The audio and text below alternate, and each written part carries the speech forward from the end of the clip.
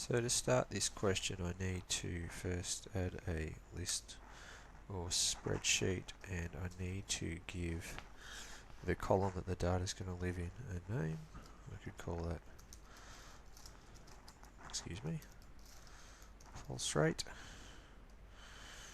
Now, when I do that, you'll notice all the data gets filled in, and that's just because to practice I'd already entered the data over here. So I've got my data entered there now as pulse rate. If I want to make a histogram for that data, which I've been asked to do, Control I will bring up the option to add a new page, and the option that I want is data and statistics, which is option 5, so I'll press the number 5. All my data is there, just scattered around. If I click down the bottom to add a variable and then click on pulse rate, I get a graph of my data. It's not a histogram. A histogram is one of those bar charts where each bar is in contact with the next, or can be. So to turn that into a histogram, I say menu and plot type, and the plot type that I want is histogram number 3, and now I've got the data as a histogram. Now to change the graph so that it has the same look as what we were asked for in the question, which is to start at 63 and for each column to be 2 pulse races across, in other words from 62 to 64, 64 to 66. We would go menu, plot properties, histogram properties, and it's got the funny name of bin settings. The bins are the places where the data gets put into, so we hit bin settings. So that's where I can tell the CAS how wide I want my columns to be. The width is 2, which is what we're asked for, and the alignment is where the column graph, or the histogram, is going to start. That's 63, so I'll just say OK, and that's fine. Now, if we look back at the question, I've entered my picture there. It says, what is the starting point of the third column? Well, if you're looking at your CAS and you just hover over the third column, you'll notice that some numbers come up in brackets.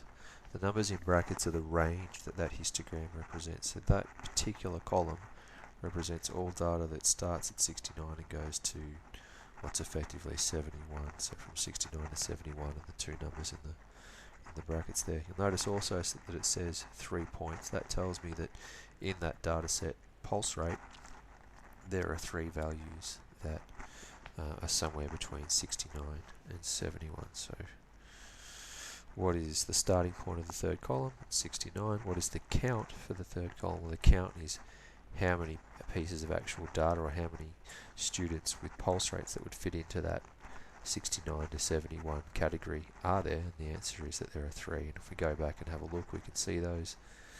There is one student with a pulse rate of 69, and there are 2 students with a pulse rate of 71, one there and one there. Okay, so next we were asked to redraw the histogram so that the column width is 5 and the first column starts at 60. If we just go back to menu, plot properties, histogram properties, and bin settings, so the same way I altered the look of the histogram before, we'll go into that. We'll change the width now to 5, so each of those columns will be 5 bits of pulse rate across. So if pulses from 60 to 65 is the first interval, then 65 through to 70 is the second, and so on. And we're asked to align that with 60, which is the start at 60. So just enter, and we get our second one now. If we then hover over, we see that this second column here is the column that goes from 65 to 70, and again there are 3 points in it. Now if I go back here, for the histogram, what is the count in the interval from 65 to 70? Well, it's really the same as it was before. There are 3 points, and their values are 69, 70, and 70.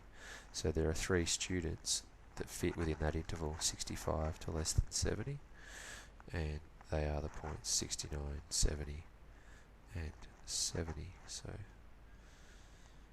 that's the 69 there, and 170 there, and another 70 over here.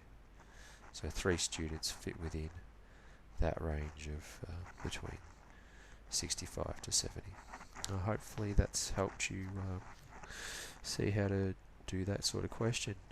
Email me back if you've got any hassles with it.